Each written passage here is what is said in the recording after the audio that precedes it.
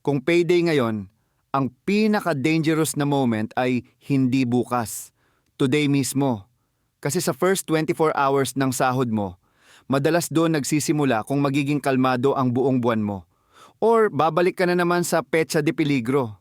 Hindi laging maliit ang sahod kaya nauubos agad. Minsan, may pattern lang na inuulit mo every payday. Mukhang normal siya, mukhang deserve mo. Pero unti-unti niyang inuubos ang budget mo bago mo pa makita ang totoong kailangan mong bayaran. Sa video na ito, pag-uusapan natin ang 7 payday mistakes na paulit-ulit na nangyayari. Pero pakinggan mo hanggang dulo kasi ang last mistake ang pinakatahimik. Mukha siyang responsible, pero siya ang madalas dahilan kung bakit hindi ka makaahon. Mistake number 1. Gumastos ka muna bago mo ilista ang obligations mo. Pagpasok ng sahod, ang unang tanong mo agad, ano kayang bilhin ko? Pero dapat ang unang tanong ay, ano ang kailangan munang protektahan? Minsan hindi naman malaking gastos ang simula. Snacks lang, delivery lang, coffee lang, treat lang sa sarili. Pero kapag wala ka pang listahan ng bills, pamasahe, pagkain, utang, and emergency needs, bawat maliit na gastos parang kumakain sa budget na hindi mo pa nahahati. Ang fix dito simple. Bago ka gumastos, ilista mo muna ang non-negotiables, food, bills, pamasahe, utang payment plan, allowance kung may anak or kapatid na umaasa. Hindi ito para pigilan kang mag-enjoy, para alam mo kung magkano talaga ang safe gastusin. Pag alam mo na ang safe amount, mas masarap gumastos. Hindi ka na nag-i-enjoy habang kinakabahan. Hindi ka na bumibili habang may nasa likod ng isip mo na baka kulang na naman. Payday should feel organized, not random. Mistake number 2. Nagbabayad ka ng utang ng random. Kung sino ang unang nag-message, siya ang unang nababayaran. Kung sino ang mas makulit, siya ang nauuna. Ang problem, hindi laging ang pinakamaingay, ang pinakaimportanteng bayaran first. Kapag may utang ka, kailangan may order. Alin ang may pinakamalapit na due date? Alin ang may pinakamataas na extra charge? Alin ang may agreement na kailangan mong sundin? Kapag walang order, pwedeng ubos na pera mo, pero may important payment ka pa ring naiwan. Hindi ibig sabihin na kapag may nang pressure sa'yo, automatic siya ang dapat unahin. Kailangan mong maging fair, pero kailangan mo ring maging organized. Kung lahat inuuna mo dahil sa kaba, ikaw ang mauubusan ng pambayad sa pinakakailangan. Gumawa ka ng one-page payment map. Hindi kailangang fancy. Name ng babayaran, amount, due date, and plan. Kapag may tumawag or nag-message, hindi ka na basta natataranta. May basehan ka na. Mas madali kang makipag-usap kapag alam mo ang numbers mo. Mistake number 3. Nire-reward mo ang sarili mo too early. Deserve mo naman magpahinga. Deserve mo naman kumain ng masarap. Pero kung reward ang unang lumabas sa sahod, minsan reward ang nagiging dahilan kung bakit stress ulit ang ending. Ang dangerous sa word na deserve ay totoo siya. Deserve mo talaga. Pero kahit deserve mo, kailangan pa rin ng timing.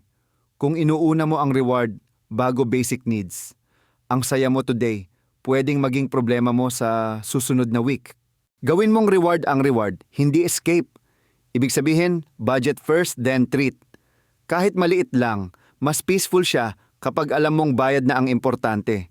May pamasahe ka pa, and may pagkain pa hanggang next payday. Try mo ito. Every payday, delay your reward by 1 hour. Just 1 hour. Sa 1 hour na yon, listahan muna. Kapag malinaw na ang numbers, saka ka mag-decide. Minsan ang 1 hour na pause, ang difference between control and regret. Mistake number 4, hindi mo napapansin ang small leaks. Ito yung mga gastos na hindi masakit isa-isa. Pero kapag pinagsama sa buong buwan, bigla mong mararamdaman. Data load, delivery fee, subscriptions, small transfers, extra snacks, small convenience charges. Ang problema sa small leaks, hindi sila mukhang emergency. Hindi sila mukhang financial mistake. Pero kung everyday may 50 pesos dito, 80 pesos doon, 120 pesos sa convenience, sa dulo ng buwan, pwedeng isang utility bill na rin ang nawala. Hindi mo kailangang maging perfect. Kailangan mo lang mag-audit. Once a week, tingnan mo saan napunta ang small expenses. Hindi para pagalitan ang sarili mo, kundi para makita kung alin ang pwedeng bawasan without making your life miserable. Ang goal hindi tanggalin lahat ng convenience, ang goal ay piliin kung ano ang worth it. Kung ginagamit mo talaga, keep it. Kung nakasanayan mo lang, pause it. Kung hindi mo maalala kung bakit binabayaran, baka panahon na para bitawan. Mistake number 5. Tumutulong ka sa pamilya pero walang limit. Mahirap itong pag-usapan kasi mahal mo sila. Pero kung every payday walang malinaw na amount, ikaw ang nauubos. At kapag ikaw ang naubos, mas mahirap ka ring tumulong next time. Helping your family is not wrong. Pero kailangan may boundary. Hindi selfish ang magsabi ng, ito lang kaya ko this payday. Mas okay ang honest na amount kaysa malaking promise na hindi mo rin kayang panindigan. Kung may OFW sa family, mas importante ang malinaw na usapan. Hindi dapat laging isang tao lang ang sumasalo. Pag-usapan kung sino ang sasagot sa food, bills, tuition, gamot, and emergency. Kapag shared ang plan, mas konti ang guilt and misunderstanding. Pwede kang magkaroon ng family help budget. Example, 3,000 pesos this payday. Kapag ubos na, next payday ulit. Hindi dahil ayaw mong tumulong, kundi dahil kailangan mong protektahan ang buong buwan. Clear amount means less drama. Tandaan mo ito, ang boundary ay hindi kawalan ng pagmamahal.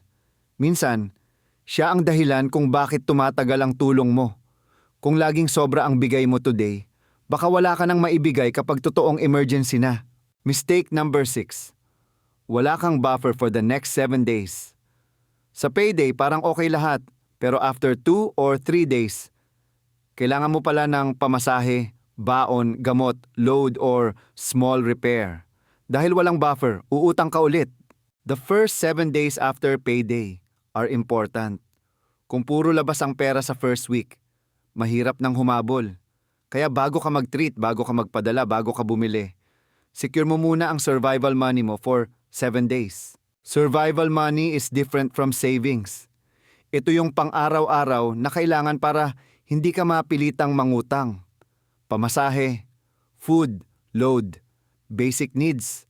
Kahit maliit lang, kapag may nakatabi ka for the next 7 days, mas kalmado ang decisions mo. Kapag may 7-day buffer, hindi ka agad panic kapag may maliit na aberya. Hindi ka agad hihiram. Hindi ka agad magpapadala sa pressure. Hindi perfect ang budget mo, pero may konting space ka para huminga. Try this rule. Before anything else, set aside the next 7 days. Kahit hindi malaki, kahit basic lang. Once protected ang first week, saka ka mag-decide sa extra payments, family help, and reward. Unahin ang stability bago flexibility.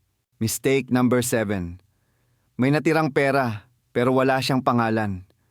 Ito ang tahimik na mistake. Mukha kang responsible kasi nagbayad ka na ng bills. Pero kung hindi mo alam kung para saan ang natira, unti-unti rin siyang mawawala. Ang leftover money feels safe. Parang may extra pa naman. Kaya okay lang gumastos dito, okay lang bumili doon. Okay lang magpadala ng konti. Pero dahil wala siyang assignment, kahit saan siya napupunta. By next week, hindi mo na alam saan nawala.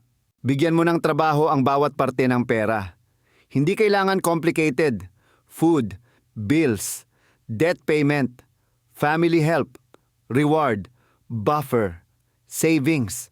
Kapag may pangalan ng pera, mas mahirap siyang gastusin ng basta-basta kasi alam mo kung ano ang mawawala. Hindi ibig sabihin zero-based budget na zero ang pera mo. Ang ibig sabihin, zero ang guessing. Alam mo kung saan pupunta ang pera bago pa siya mawala. Kahit 500 pesos lang ang extra, bigyan mo pa rin ng purpose. The best time to decide is before temptation. Kapag nasa harap mo na ang sale, invite, request, or craving, mas mahirap humindi. Pero kung may plan ka na, hindi mo kailangan mag-debate every time. Susundin mo na lang ang decision mo. Dito nagsisimula ang real control. Hindi sa sobrang higpit. Hindi sa pag-deny sa sarili mo forever. Nagsisimula siya sa malinaw na decision bago pa maubos ang energy mo. Kapag malinaw ang pera, mas tahimik ang isip. So ito ang simple payday routine na pwede mong kopyahin. Step 1, huwag gumastos agad. Step 2, Ilista ang non-negotiables. Step 3. Ayusin ang utang by due date and priority. Step 4. Set aside 7-day buffer. Step 5. Set a clear family help amount. Step 6. Decide your reward after the budget, not before. Step 7. Give every leftover peso a job. Savings, emergency, extra payment, food or rest. Basta may purpose, hindi siya basta nawawala. Hindi mo kailangang maging perfect sa first try. May months na sablay pa rin. May biglaang gastos. May family need. May emergency. Pero kapag may routine ka, mas mabilis kang nakakabalik. Hindi ka na nagsisimula sa panic every payday. Sa next payday mo, try mo lang once, before reward, before padala, before gastos. Pause ka muna. Tingnan mo ang numbers. Hindi mo kailangan baguhin ang buong buhay mo in one day. Kailangan mo lang baguhin ang unang move mo. Tandaan mo, payday is not just the day money comes in. It is the day you choose where your month will go. Kung maayos ang first move mo, mas may chance kang matapos ang buwan na hindi ubos, hindi gulo, at hindi puro utang ulit. Bago ka gumastos after payday, ask yourself 3 questions. May listahan na ba ako? Protected na ba ang next 7 days ko? May pangalan na ba ang natirang pera? Kapag yes ang sagot, mas safe ka nang mag-decide.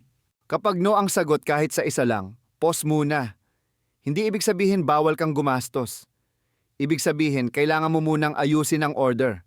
Kasi ang goal natin hindi maging kuripot. Ang goal natin ay hindi ka maubusan nang hindi mo alam kung bakit. Sa una, maliit lang ang win. Maybe 200 pesos ang hindi mo nagastos. Maybe hindi ka nangutang for 1 week. Maybe nabayaran mo ang isang due date on time. Maliit tingnan, pero dito nabubuo ang trust mo sa sarili mo. Kapag may system ka, hindi mo na kailangang umasa sa mood. Kasi may days na pagod ka. May days na tempted ka. May days na pressured ka. Pero kung pareho ang payday routine mo, mas madali kang bumalik sa tamang direction kahit hindi perfect ang araw mo. So sa next payday mo, huwag mong hayaang automatic na naman ang old pattern. Pause. List. Prioritize. Set a buffer. Limit help. Reward after planning. Name every peso. Do that first. And your whole month can start to feel lighter. Hindi perfect agad pero mas may direksyon. At minsan, direksyon ang unang kailangan bago lumuwag ang pera. Lalo na kung matagal ka ng pagod sa same painful cycle ngayon.